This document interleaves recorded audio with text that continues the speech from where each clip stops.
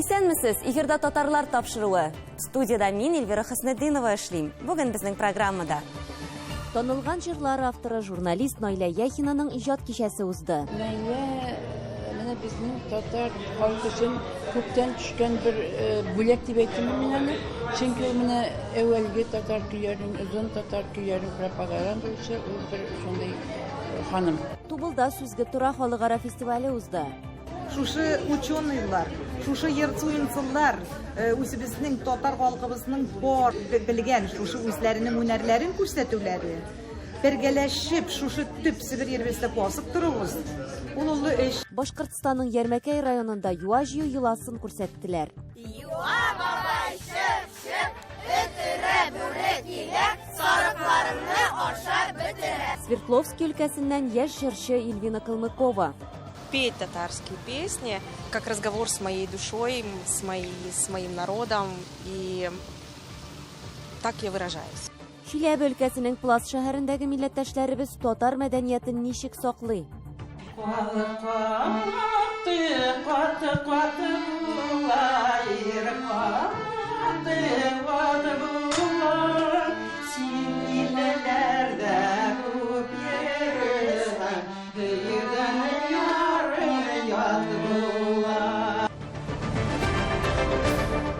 Татар китабы йортында Найля Яхинаның иҗат кичәсе узды. Ул күпләргә телевидение тапшырулары алып баручы буларак таныш иде.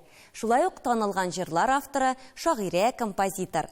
Чарада аның әсәрләрен Милли сәнгать мәктәбе һәм башка музыка мәктәпләре укучылары башкарды. Татар музыкасы һәм шигъриятенә битараф булмаган тамашачылар арасында безнең иҗат төркеме дә бар иде. Бүген студияда кунакта татар халкының легендар җырчысы, Татарстанның һәм Россиянең халык артисты Әлфия Авзалова. Найля Яхинаның йомшак җылы тавышын тугры тамашачылар хәтерлидер дә әле. Ул телевидениедә күбрәк музыкаль тапшырулар эшли иде. Моңа аның Казан дәүләт консерваториясенең хор дирижерлык факультетында укуы ярдәм итә. Найля Яхина студиядә дә, кадр артында да эшләде. Без Найля белән күп кенә еллар бергә эшләдек, бик матур дус яшәдек. Найля шул сак искиткәч талантына ияс түгел, ул кеше буларак бик әйбәт кеше. Сез мин кешене беренче чиратта кеше буларак хөрмәт итсәм, шул кешегә минем мөнәсәбәтем дә шулай. Наиләгә һәрвакытта минем мөнәсәбәтем дә яхшы булды. Ул искитәрлек әни дә, искитәрлек җырчы да, композитор да, шагыйрә дә, язучы да. Гомумән хөрмәткә бик лаеклы гүзәл кеше.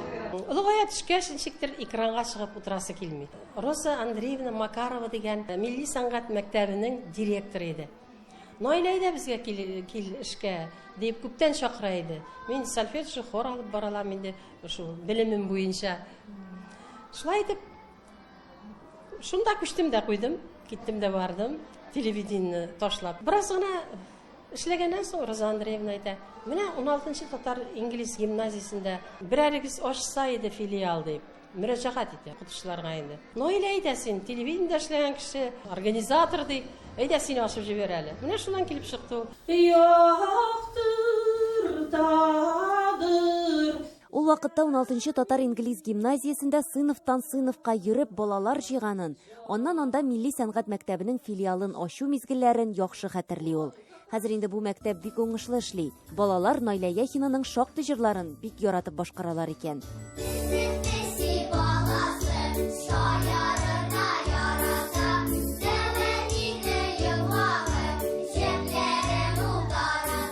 Найля Яхинаның җырлар яза башлавы салкын тидереп хастаханәгә эләккәч була. Күңелсез бина эчендә моңсуланып утырганда рәхәт вакытлар, бала чагы турында уйлана. Хис кичерешләре күңеленнән кәгазьгә бәреп чыга. Менә шушы килеп керде, ул каз бәбкәләрен саклыйм, яз килгән, дәвәнигә бүләккә 3 җыр бер юлы яздым да, шуннан китте инде ул балалар өчен. Ул бит кешенең иң якты матур мизгелләре, балачак мизгелләре. Ул һәр вакытта кешенең күңелендә кала торгандыр. Бигрәк тә авылда үскән кешеләрнең. Безнең инде нинди мизгелләр ул, матур мизгелләр. Җиләк җыю, җәй көне, су керү, анда каз бәбкәләрен саклау.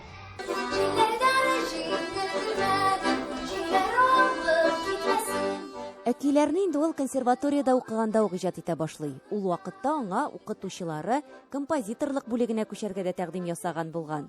Берничә ел элек Шаян ТВ каналы оештырган беренче балачак җыры бәйгесендә аның шагыйрә Йолдыз Шәрәпова белән берлектә иҗат иткән Тылсымлы туган тел дигән җыры җиңүчеләр арасында да булды.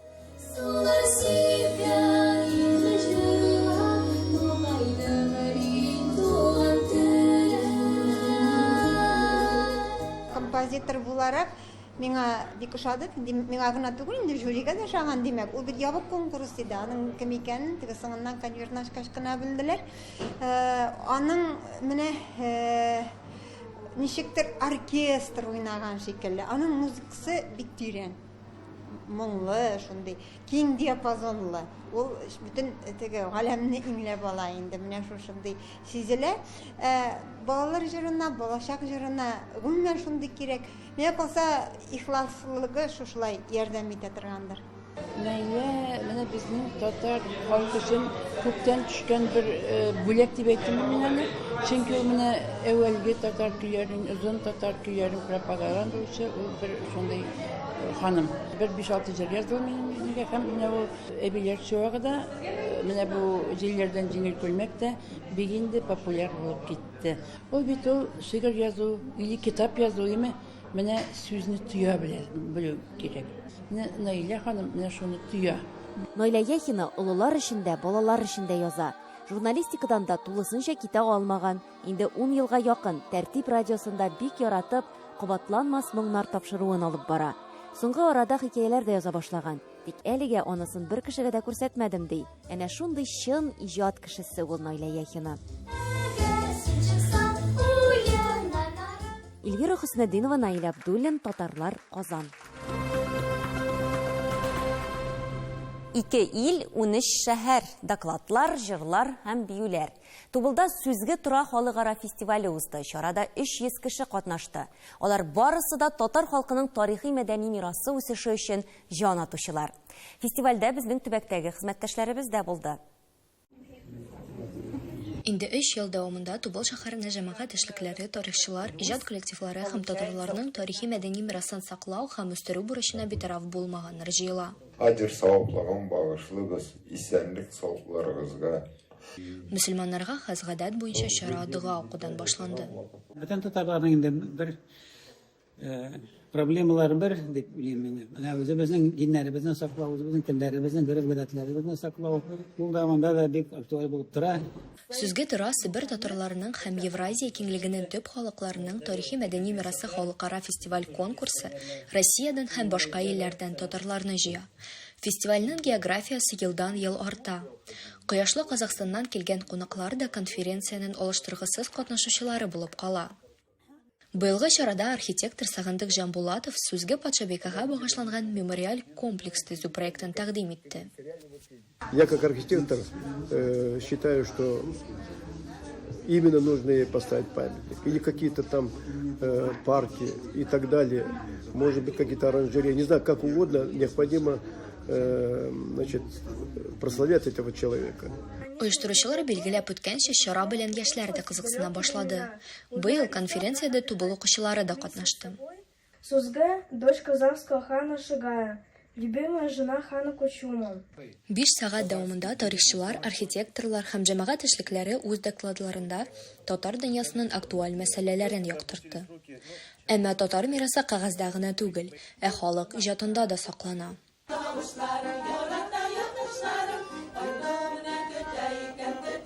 Себердәге татар халкының игътибарын ныграк җәлеп итү өчен быел фестивальгә Татарстан артистлары да чакырылган иде.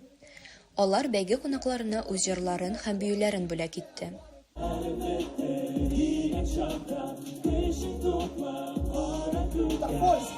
Киләсе елда сүзгә тора тарихи мемориаль комплексының ачылуын, фестивальгә килүче яңа йөзләр саны елдан-ел арта барыр дип өметләнә оештыручылар. Аныкы мәгънәсен әйткәндә, ул безнеңки бергәләшеп шушы общественный деятельләр, шушы ученыйлар, шушы йыртуынчылар, үзебезнең татар халкыбызның бар белгән шушы үзләренең һөнәрләрен күрсәтүләре. Бергәләшеп шушы төп Себер йөрбәсендә басып торыгыз. Ул эш. Диана Бикмуллина, Рөстәм Салтукиев, Татарлар, Төмән өлкәсе. 9 майда Башкортстанның Ярмәкәй районында җәмәгатьчелеккә халкыбызның онытылып барган юа җыю дип аталган йоласы тәкъдим ителде. Гади генә юа җыю күренешен Ярмәкәй халкы җырлар һәм такмаклар, уеннар, тапкыр әйтемнәр, мәкальләр ярдәмендә сәхнә тамашасына әйләндереп, татар халкының ихласлыгын, осталыгын, зирәклеген ачып салдылар. Урындагы хәбәрчеләребез дә чарада катнашып, юа үләнен танырга өйрәнеп, гүзәл табигатьле җирлекнең ялан кырларында йөреп кайттылар. Таулар артыннан килеп чыккан тулы болытлар менә түгеләм бит дип Ярмәкәй ягына агылды. Бәхеткә каршы яңгыр тамчылары кызлар күз яше кебек бер-ике тамчы тамарга да өлгермәде, әллә каян килеп чыккан шаян җил малае болытларны куып алып китте. Тау асты яланында апалар, абыйлар мәш килә. Казан асылган учак ягып кемнәрдендер көтәләр. Бүген Ярмәкәйлеләр ата-бабадан килгән юа җыю йоласын бәйрәм итәләр икән. Сугыш чорында һәм сугыштан соңгы ачлык, ялангачлык вакытында юа гына түгел, кычыткан, балтырган, сәрәнә, кузгалак кебек үсемлекләр хәлсезләнгән халыкны аякка бастырган. Бу нәрсә бу?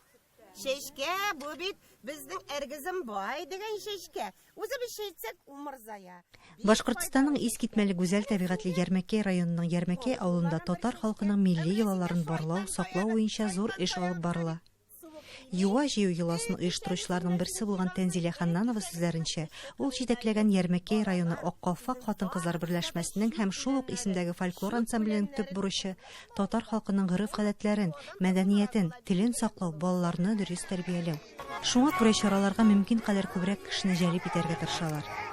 Әбделкәрим авылында узган Нәүрүз бәйрәме, Усман Ташлыдагы Каз канаты, Ярмәкәйдәге көз бүләкләре чаралары куйган шул максатларга җавап бирә. Без бәләки чакны юаны табы эзлибез, таба алмагач кычкыра идек. Юа бабай чык, этең тешли чык, чык. Юа бабай этең тешли чык, чык. Без менә бәләки чакта юа бабай чык, чык. Эт өрә бүрек килә, сарыкларыңны ашап бетерә дип такмаклап бергәләшеп. Шулай такмаклап алдык әле. Әйдәгез. Юа бабай чык, чык. Этерә бүрек килә, сарыкларыңны ашап бетерә. Тәнзилә һәм Рәис Ханнановлар җитәкчелегендә оештырылган юа җыю йоласы Ярмәкәйнең гүзәл бер аланында башланып китте. Аккалфак фольклор ансамбле, Ярмәкәй егетләре гармунчылары һәм мәктәп укучылары бию, такмазалар аша файдалы үләннәрне чүп үсемлекләреннән аерырга, чараның төп сәбәпчесе булган юаны яки кыр суганын ничек җыярга икәнен бәйрәмне тамаша кылучыларга күрсәттеләр.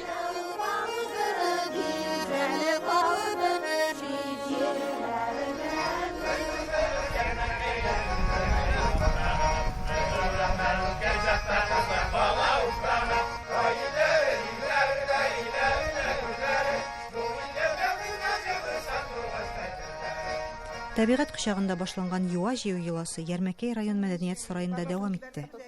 Фойеда кул эшләреннән күргәзмәләр оештырылган иде.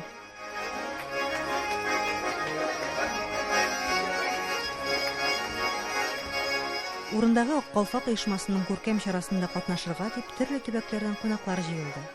Усман Ташлыдан Гөлләр, Суккыл авылыннан Сердәшләр фольклор ансамбльләре, Бәләбәй шәһәренең Туймазы, Шишмә, Бишбүләк, Кырмыскалы һәм Уфа районнарының Аккалфак татар хатын-кызлары иҗтимагый оешмалары җитәкчеләре һәм әгъзалары да ерак араларны якын итеп чарага килделәр. Бу бөтен районда да күрсәтеп булмый, җыва үскән районнарда гына бу йола бар. Бу безнең йола бәйрәме балаларның бик озакка искә калыр. Алар да үзләренең балаларына шушларны күрсәтер, өйрәтер дип уйлыйбыз. Башкортстанның Аккалфак татар хатын-кызлар иҗтимагый оешмасы җитәкчесе Люция Вафина чара барышында балаларга китаплар бүләк итте. Иң актив Аккалфаклы ханымнарны рәхмәт хатлары белән бүләкләде. Ярмәкәй районыннан Гөлшат Сафина, татарлар. Сез татарлар тапшыруын карыйсыз. Программабызның икенче өлешендә Свердловский өлкәсеннән яшь җырчы Ильвина Калмыкова. Петь татарские песни – это как разговор с моей душой, с моим народом, и так я выражаюсь. Чиләбе өлкәсенең Плас шәһәрендәге милләттәшләребез татар мәдәниятен ничек саклый?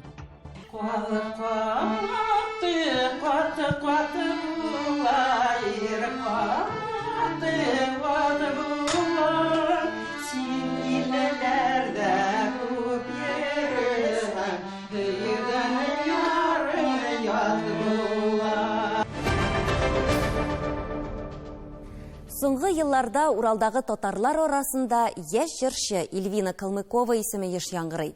Ул 2017 елда Урал сандугачы татар башкаручылары төбәк-ара конкурсында җиңү яулаган иде. Нәтиҗәдә Казандагы татар моңы халыкара телевизион конкурсы лауреаты да була. Тулырак Уралдагы хезмәттәшләребез сюжетында.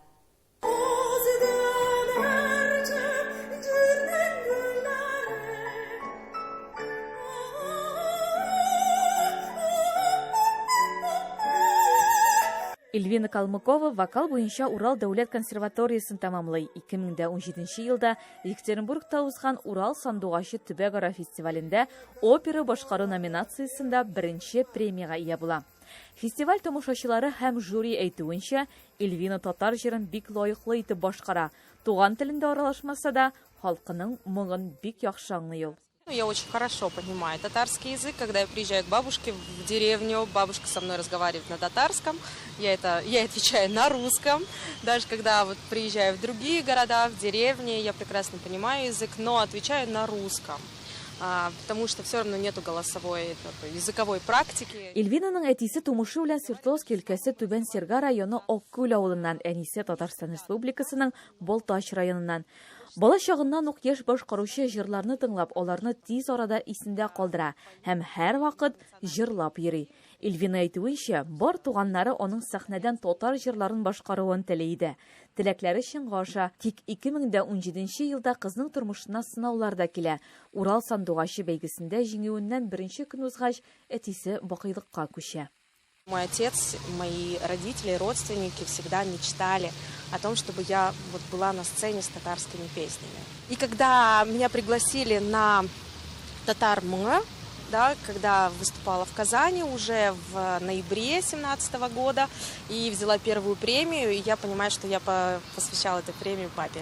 Эльвинаның репертуары киң һәм күп төрле. Рус романслары, опера арияләре, этника. Тик татар халык җырлары аерым урында тора. Аларны ул бар күңелен биреп башкара. Петь татарские песни — это не что-то развлекательное, да, не что-то. Я понимаю, что это необходимо, но это вот как разговор с моей душой, с моим народом, и так я выражаюсь. Бүген Эльвина ике кыз анасы. Екатеринбург шәһәренең музыкаль драма театры солисты. Югары Пышма каласының балалар музыкаль мәктәбе укытучысы. Киләсе иҗади сезонында Екатеринбургның музыка йортында башкару өчен программа әзерләй. Эльвина әйтүенчә, татар җырлары программада лаеклы урынын алачак. Олия Садыкова, Әлфия Габдушева, Салават Кыямов, Татарлар, Свердловск өлкәсе. Чиләбе өлкәсенең Пласт шәһәрендә татарларның рухи мәдәни ихтыяҗларын канәгатьләндерү өчен гасырдан артык тарихы булган мәчет һәм 12 ел элек эшли башлаган Милләтләр мәдәнияте үзәгендә татар бүлеге бар. Бабалары төзегән гыйбадәтханәне узган гасыр ахырында мөселманнарга кире кайтару тарихы турында аерым сөйләргә булыр иде. Ә бүген милләттәшләребезнең туган мәдәниятен ничек сакларга тырышуы турында сөйләрбез. Аллага тапшырып, репетициябызны башлыйбыз. Әйдәгез. 13 ел элек тә шулай Аллага тапшырып, татар мәдәни түгәрәген оештырганнар бу ханымнар. Татар теле бетмәсен дип, гөрәгәтләрне дә бит инде бик йөрәк инде сызлый. Татарча, татар теле юатысы килмәй. Татарларның берләшкәнен күреп, шәһәр түрәләре милләтләр үзәген булдырырга кирәк дип карар итәләр. Біздің түрелер, біздің собрали, сказали, у нас будет Центр национальных культур, будет татарское отделение. Бирділер мұнда бөлме. Шо қадлы с таким энтузиазмом біз мұнда жылыштық күшілер келенер.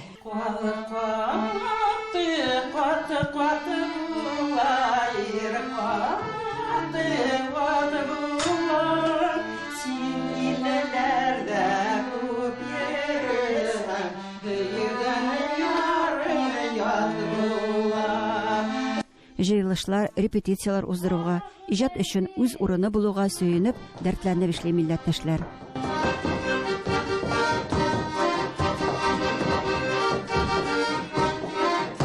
Бәйрәмнәрдә шәһәр сәхнәсендә ялгыз чыгыш ясап, туган мәдәниятен пропагандалаган Әлфия Габитова беренчеләрдән булып мәдәни үзәкнең татар бүлегенә кушыла.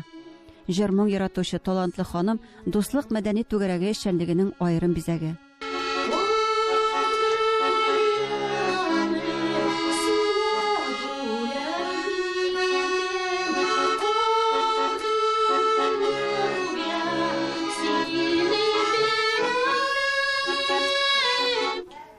Татар мәдәни бүлеге башлангычында торган Рәмзия Каримуллинага эшне башлап китәргә әтисенең истәлекләре этәргеч биргән. Безнең әтиләр сөйләләре, татар театры булган. Безнең монда клуб Володарского барая, элек монда барса шахтерлар. Шахталарда авыр хезмәттә булуга карамастан, алар буш вакытларында милләттәшләренең ялын оештырып күңел ачканнар. Балаларына туган мәдәнияткә, телгә мәхәббәт тәрбияләргә тырышкан кешеләрнең нәсел дәвамчылары хәзер пласта татарлыкны саклыйлар. Бисмиллахны әйтергә икән, без беләдерик. Менә булайса хәер садака бирергә кирәк икән, бәләкәйдән без беләдек. Берсе дә әйтмәде. Бар бир иле, булай итешлә. Мәсәләнчик менә шулай. Ана сөте белән кергән инде ул. Укытучы булып эшләгән Әлфия Муллагалиева татар мәдәни түгәрәгенең эш башлануы турында белгәч тә, ватандашларына ярдәм итәргә дип биргә килә. Аңа балалар белән эшләргә кушалар. 12 баланы туган телгә, җырларга һәм биергә өйрәтә ул. Аларның һәр берсенә татар милли костюмын үзе тегә, шигә. Аның тәрбияләнүчеләре еш кына пластан читтә дә чыгыш ясыйлар. Биредә шулай ук өлкәннәр өчен иҗат һәм һөнәрчелек курслары үткәрелә. Бер-берсеннән кул эшләренә өйрәнеп, хатын-кызлар үзләре һәм милли күргәзмәләр өчен бизәнү әйберләре ясыйлар. Әйдәгез, кызлар, ял итеп алыйк, рәхәтләнеп, тәмләп, чәй эчеп алыйк. Әйдәгез. Дуслык түгәрәгенең актив катнашучылары белән танышу чәй табыны артында да дәвам итте. Мин монда туып үстем, пласта. Садиктан бирле йырлыйм. Детский садтан, школда, клубларда и до сих пор на йырлап йөрим. 80 яшькә якынлашкан Гәүһәр Салыкова әле дә шәһәр мәдәният сараенда ветераннар хорында җырлый икән. Татарча юк иде, татарча башлангач, йөри башладык сразу. Монда да барам, тегендә дә барам. 9нчы дистәне алыштыручы Сания Хәсәнчина гомер буе җырдан аерылмый. Йырладым, мин баскычтан да чыгып йырладым. Везде. Любительница, они да бик матур йырлыйдыр. Ике братымдай, апайда, бөтенесе җырчы. Шул хәтле. Самавырны кайнаталар, аны өстәлгә куя. Башта мужу йырлап алганбыз, аннан чәй эчәргә тотынадыр. Күңелле яшәдек тә. Дикага да йөрдем. Анда менә йөрделәр бит ни. Бабайымы да йөртә башладым. Безнең апайлар хәзер картайып, үзерәк картайдылар да инде. Ну, бары безне ташлаймалар. Беренче кастек шул алар әлдә йөри. Безнең башка апайлар да йөриләр безне яратып. Барыбыз да бергә бик дус. Пласт шәһәренең Дуслык татар мәдәни түгәрәге якташлары өчен милли чаралар уздыралар, борынгы халык йолаларын сәхтәләштереп спектакльләр оештыралар. Шәһәрдә татар мәдәниятен актив пропагандалау, Чиләбе өлкәсе бәйрәмнәрендә пласт шәһәрен тәкъдим итү, булар барысы да әлбәттә күбрәк иҗтимагый нигездә алып барыла. Безнең өчен иң мөһиме асылыбызны саклап калу ди ватандашлар үзләре. Чиләбе өлкәсенең пласт шәһәреннән Гөлдар Хафизова, татарлар. Хөрмәтле тамашачыларыбыз, менә инде 20 елдан артык безнең белән бергә булганыгыз өчен рәхмәт сезгә. Без сезнең өчен сорау тәкъдимнәрегезне күздә тотып эшлибез. Иртәгә дә күрешергә язсын, исән-имин булыгыз.